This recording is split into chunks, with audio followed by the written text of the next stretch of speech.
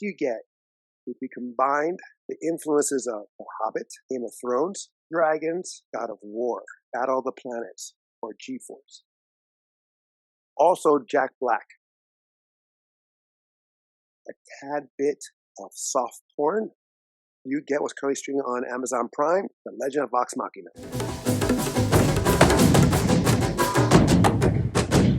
Welcome back to Tales of Two Bros. I am Angel.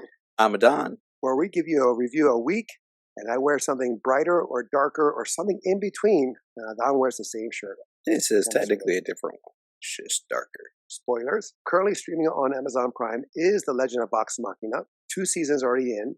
The third is coming. You saw this a while ago. I just pretty much finished watching it. You can't deny what I suggest in a melting pot that it happened here. In our review of Dungeons & Dragons Honor Among Thieves, I asked you if Vox Machina was influenced or had D&D in there, right? Was that right? Yeah. How so? The whole premise of Vox Machina is actually based on a D&D campaign. I thought originally it was like a Pathfinder, but I believe it's a D&D campaign that they did on Twitch. So all their stuff is like on Twitch, and like you can actually find it probably on various sites. It's just them playing at a tabletop, and they're role playing these characters. So they took the first season or their first campaign, that was the Vox Machina, and they just condensed it down. And from what I heard, it was crowdfunded for the show. Really? And then they got the funding and everything, and they pitched it to Amazon and gave it to Amazon. Oh, wow. I didn't know that at all. That's kind of cool. That's actually really cool. I was watching it, and yeah, of course, you get the way that the time setting and all that stuff, you get the Lord of the Rings vibe to it. Willow from, again, Dungeons & Dragons Among Thieves, but of course, this came out before that movie came out. Third season is going to happen. Yeah. They also got the okay for another series of theirs called The Mighty Nine. Mm-hmm. Oh, Devil May Cry. There's a little influence there. As they go on, they take from like they incorporate their fandoms into the series. Well, yeah, because you can't help but think of God of War with that guy. What's his name again? Grog? Grog, was it Strongjaw? It's Grog for sure. The big guy with the tattoos, he's bald-headed. He gets a beard. I was like, wow. Yeah, he's a Goliath. Right, no, but I'm just saying, like the way they take it, so much as the God of War. Well, there's also a reason why he's so excited, because they don't usually have facial hair. Maybe hair on top, but they're usually bald, the Goliaths. So him having a beard is like a big thing too. But yes, you can't deny he looks very Kratos. Now, the voice acting done very well. Mm-hmm. I didn't know any of them in the sense of by voice, except for one, and that's from the late Lance Reddick. He was one of the dragons. You might recognize Matt Mercer. He did a couple of voices in the show, like he was the voice of the old man that was selling the gunpowder and stuff like that. Oh yes. And also because a lot of those performers actually do a lot of voice work elsewhere. Henry Winkler. Yeah. He's in there too. His voice is like fully recognizable. Mm-hmm. You have Ashley Johnson, who was the voice for Ellie in Last of Us. Yes. Who, from Growing Pains, she made a little small part in Avengers. And then again, she was in the voice of Last of Us, and she was the mother version in the live-action version of Last of Us. Correct. We have also Grey Griffin. She's notorious is a bad word, but she's a well-known voice actress. You have Kelly Hu. Her voice also, I'm freaking now being a hypocrite that I didn't recognize it. I knew them. I recognize some voices. I'm just forgetting now. Carrie Payton. Now, you know him as the King in Walking Dead. He was Aqualad, who became Aquaman in Young Justice. Yes. Gina Torres. She's from Firefly. Mm-hmm. You also have Stephanie Beatrice. Brooklyn Nine-Nine. You have Stephen Root, who is awesome. He's from Office Space. He's also had a small part in True Blood. Cree Summer, notorious voice actress as well. She was also in A Different World. We also have Dominic Monaghan. He's from Lord of the Rings. He's one of the halflings. Yep. Halflings? Halfwits? He was a hobbit. He was a hobbit. They call him Halffoot. Bill Board. So there's like a kind of reunion for them. Also, you have Tony Hale. Mm-hmm. He's from Arrested Development. He is also does a lot of voice work. He was the Joker in the anime movie of Batman, that Yes. Japanese. And you have Fred Toscador. I'm saying his name wrong, but he's known to be like the burly. He was the voice for the Hulk in the animated show. Hulk and his Oh, like Hawks and the spy. Agents of Smash. Oh, Cheese Marin, Tony Plania. Jesus Christ. So many great voices. I mean, I'm just re-looking now. I knew some. Tracy Toms. Yeah, well, for the two Wow, seasons, you have a lot of characters that come in and out, and that so is it true. gives opportunity for people to play roles. That's also one of the great things about the D&D format, is because not everything has to be human to necessarily talk. And the dragons themselves talk, and like you mentioned. So like it just brings in a lot of people being able to do it, and the show is extremely popular for their Twitch streaming. So I'm probably sure some of them already like were reaching out to them. Now, who was the Jack Black character? Scallon? Yes, Gunnan. I call him Jack Black because the way his persona is, Yeah, and he's a singer. I want to say it's Sam Riegel. Yes, that's who he is. Yeah, Awesome. He was not the best, but man, he was. I personally like the God of War character. he's one of my I liked favorites. him. Yeah, I like Grog a lot. He was awesome in that way. But then you have Scallon, kind of like the counterpart in that way. Mm. He's not big, muscular, but he uses his singing and his confidence because he's a whore. I'll tell you.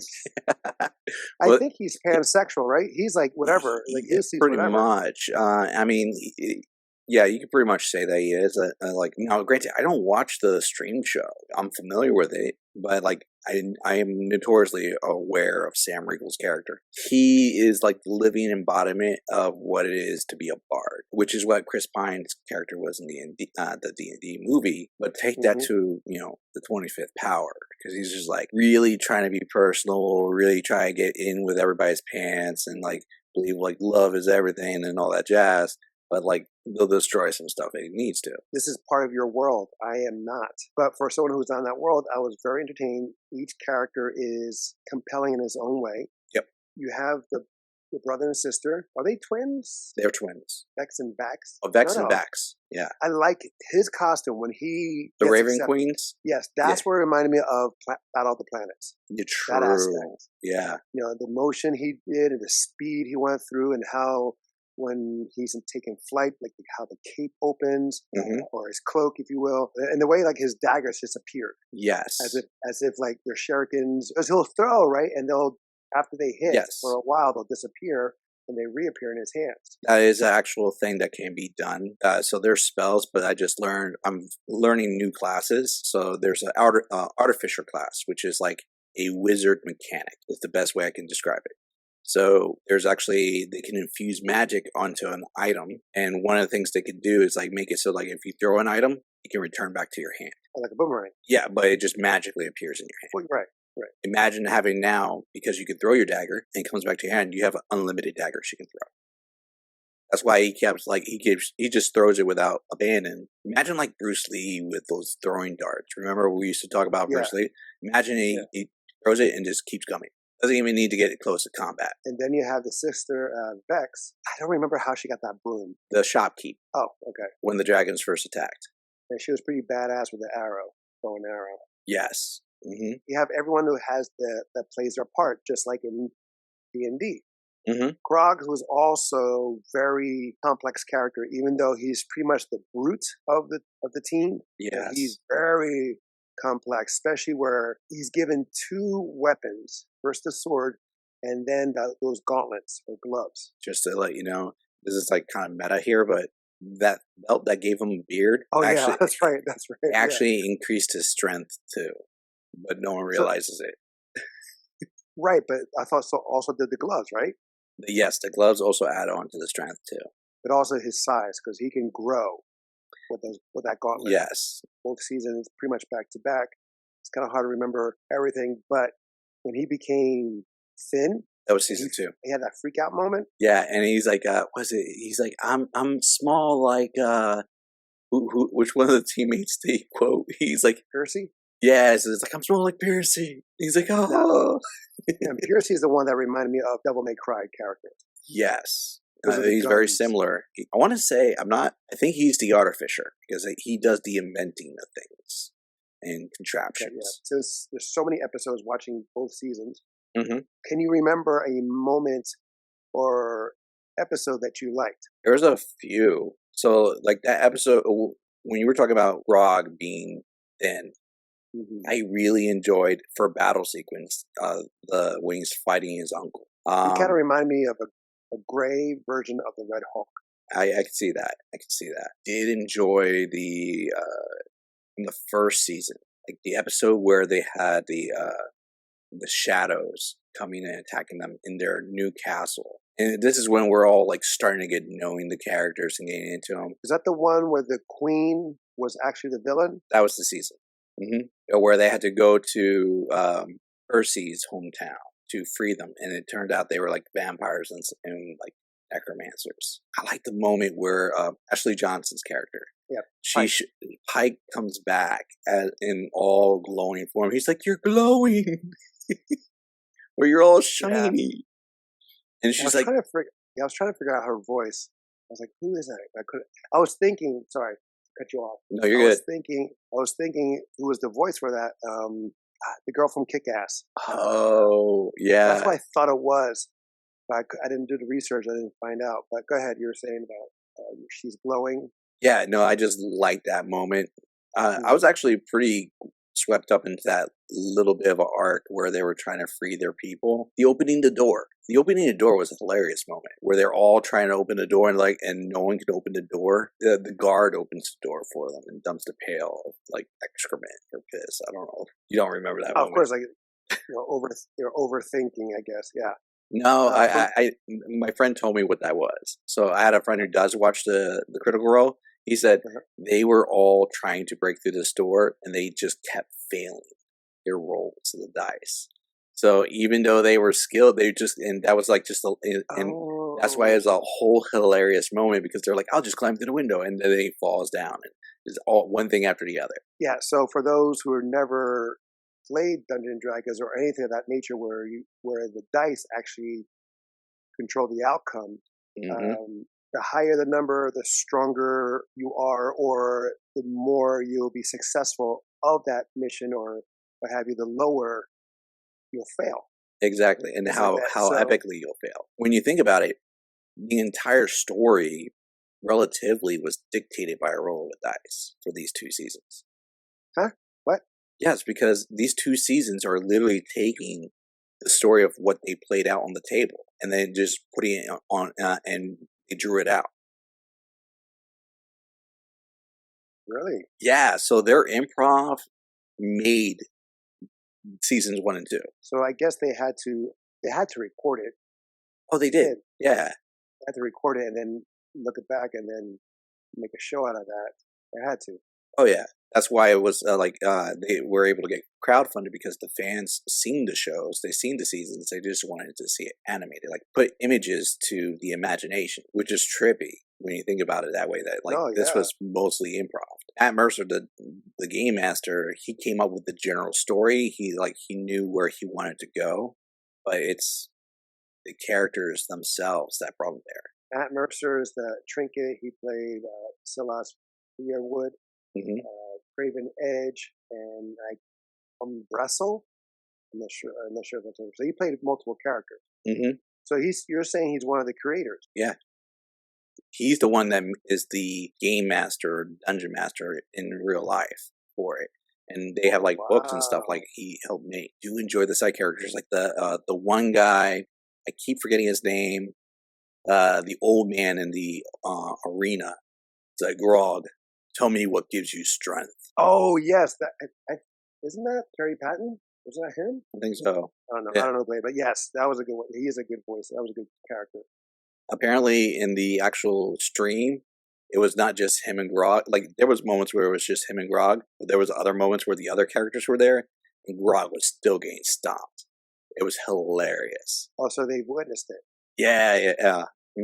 So That would have been kind of cool. yeah, But no, I mean that's they kind of like condensed it really. But that's kind of like also in Dungeons and Dragons Honor Among Thieves, where the sorcerer, when he puts on the hat, he sees his ancestor or somebody, that old guy, and it's just them two. Well, I'm talking about in comparison To this, the yeah. show where Krog is and that guy is. It wasn't his memory, or did it actually happen? It actually, he got his ass whooped. It actually happened because they see him later on, and they go, "What happened to you?" Nothing. Okay, okay. But Again, that's an actual character that lives in that particular town and village or city that they went to. all of Henry Winkler's parts. Yeah, I think it's only 2 episodes, maybe a third. He like a small part in there. Hmm. I loved it because just his voice is so distinct. And I was just happy to hear him in it and that he was involved in something like this, Oh yeah, showing that he's not egotistic, that he couldn't do a role like this. It was kind of cool. I mean, we saw him also in Black Adam, doing a small part. So when I see that, because he's always a Fonz to me, do enjoy that. Hearing the late Lance Riddick's voice, awesome. Of course, yeah. when I watched this series, it was before he passed away. For me, is when Scallon saved the day. The favorite was when he takes down the dragon. Oh, I thought you were about Right? to say when he goes in the dragon. No, no, right? He saved the day, right? He like he was scared, like he thought he couldn't do anything because he was Yeah. the lunt of the Ritter, the lunt of the Ritter. He didn't, and he was just a guy until then, pretty much all show. Hmm. And when it was time to put up, he couldn't, and this time he did. Like I think, right, he snuck around, like he was just waiting his turn. Where the dragon's all distracted trying to kill everyone else, he's like able to take the sword, and I believe he used it against him. Right, he stabbed him in the head or something like that. Well, am I He right? like Am I sliced. wrong? No, you're not wrong. I was also thinking of the moment where the shocker. He's like, "We got to get inside the dragon." Oh yeah, I mean, there's so many great parts when, again, when Vex shows off his powers, his Yeah. new powers. It was just mind blowing in the sense like the speed and the accuracy and the weaponry that he had with that suit, and the creature or the I guess god that he gets it from. Yeah, she is technically a god, the Raven. She's a cool character. The mask, just standing there, just saying everything and nothing at the same time. It's She's supposed to not, be like extremely mysterious character. we don't know what she's saying, but he does. Hmm. Well, now on reviews on Rotten Tomatoes, I don't know if I've ever seen this for a show. For the critics, 100%. For the audience, 96%. And considering how long it's been out, that's very impressive. It only came out last year, 2022, but still. 2 seasons, yeah, but that's 2 2 seasons years. Yeah, I don't know. Maybe another show close to that is Ted Lasso. How good that show is. Yeah, This is a really good show. This is worth the watch, in my opinion. Definitely, I agree with both scores. I would probably watch it again in preparation for season 3. I'm surprised you didn't call out a Star Wars moment, Well, I bet there is, and right now I'm just like when he's out. facing himself in the Trials of the Raven Queen. Ha! Ah! Yes, To quote Star Wars, and here I go. yes, you're right. It was like, oh my god, you're so right, because that was to me. It's like that's Luke looking at Luke or his father, Yeah, with Dagobah. He Mhm. goes down and sees. Yes, oh my god, I totally forgot. Like I said, I saw 2 seasons back to back, so my brain is like all like mush and all that stuff. But yes, Harry Potter. If you argue about Star Wars, you can say that's also Harry Potter. as someone pointed out to us, that Harry Potter is nothing just but a Star Wars. Knockoff. Because the show is definitely not necessarily for kids. It's got adult content in it. Definitely true. Yes. Yeah, I mean, it could be edited down, but you wouldn't want to. I would suggest for any parent to maybe watch an episode or watch each episode prior to your kids that you feel that may be inappropriate. Yeah. I definitely think under 13 Is is inappropriate. yes. I can't agree with that. But since we're not parents, it's their call. True. I do think like the character, what made the show good is the characters. Every performer brought the characters to life. Is what I think, and that's especially in animation. We watch that, and like you can tell if you're not doing a good job vocally to your performance for your character, it just feels lacking. Combine that with the animation I thought was really good. Yes, the action scenes that he did for it, very well. Story is captivating. Like, how many? It's like, is there 7 of them?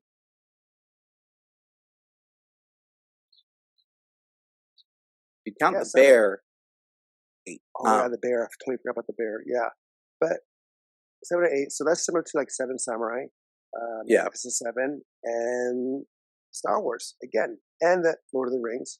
yeah. Did what we were talking about in our D&D video, where it doesn't give you an exposition for everything that they do. It just it assumes that you understand the world, or you'll get to understand the world. They do have some exposition though, in the sense of the characters, like some character development, so Yeah. you understand a little bit more, like how the bear came to be. Well, I heard that's what the 2 seasons are. They split it between all of them. Mhm. So the first season was Percy, Pike, mostly focused on those 2. Second season was on the remaining 5. And it deals with current topics, even though it's a period piece. True. A little weird with the incest topic, but it had to be done, and it was good in a way that, like, he is such a horn dog, Scallion, Hmm. such a horn dog that he doesn't know he's about to hit on his own daughter, right? His daughter, right? That was his daughter. Yeah. In his defense, they live a very long time, and he doesn't even know that his daughter existed. I understand that, but that's kind of like Oedipus Rex, Yes. the Oedipus Rex complex, where the son sleeps with his mother, not knowing it was his mother.